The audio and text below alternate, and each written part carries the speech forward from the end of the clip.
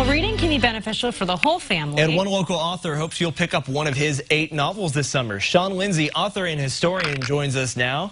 Good morning, sir. Thank you for having me. It's a pleasure to be here. Yeah. We're very happy to have you because we didn't know this, but at one point you were in this building. How funny is that?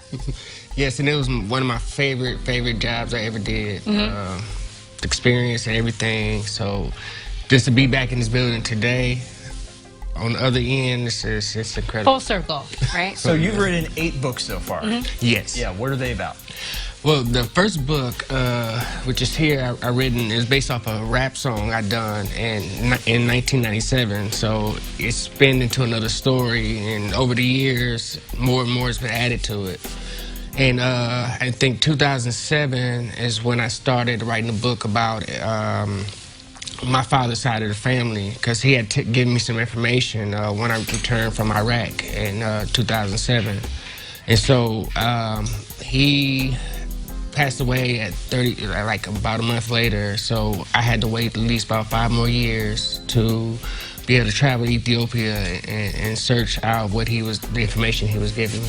Right, and now you have kind of a following and you're creating your books right in the Ethiopian language, correct? That's very cool. Yes, they've pretty much accepted me and gave me an embracement, but for most of when I go there, I speak English because I go in America and they speak the language to me, and they say, well, I look just like them, you know, but I grew in America, so it was kind of, it felt like I got treated like I was just part of my people, and yet, even though I grew up in America, So when Americans read your books, you know, what do you hope that they can get out of them?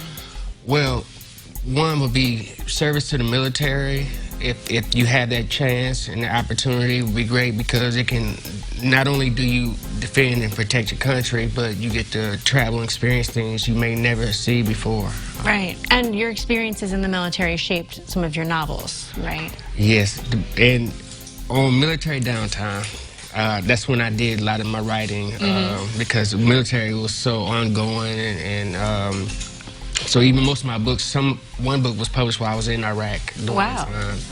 Yeah, so, and I did music performance over there also. So the military was like a gateway for everything I always wanted to do. So I always say that for my book, the experience of what I've gone through, and if it can help you do certain things, like inspire you to do things like to write or to do music or any other, you know, just to go for it, you know.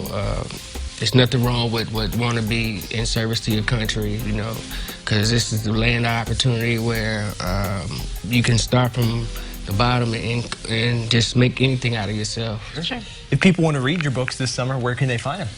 Currently, it's online. Like, you can pretty much Google in, and titles is from Barnes & Noble, Amazon, Books A Million. And I'm working currently right now to get into many stores. And I want to start here in Champaign first to